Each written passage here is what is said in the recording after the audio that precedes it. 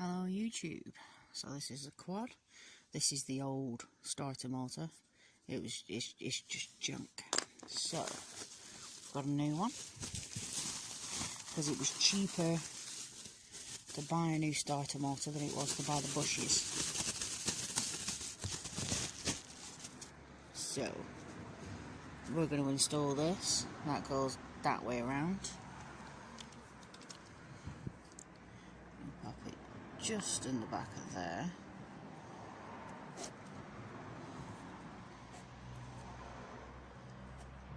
Make sure it sits. Then we're going to put the bolts in and connect the battery. Well, this obviously goes to your starter solenoid,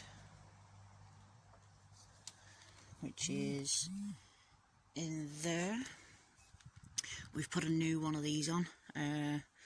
That's new. We do actually have a brand new wiring loom to go on, so that's going to be going on fairly shortly.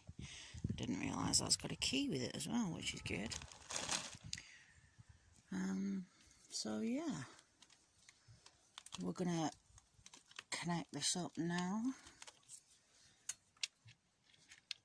Going to make sure we line it up so we can get the bolts in. That might work.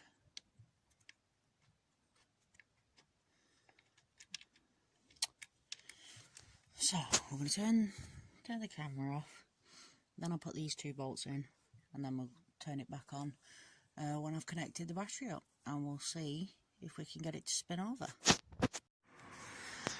So we put the starter motor in, we wired the battery up, and there's still no life whatsoever. So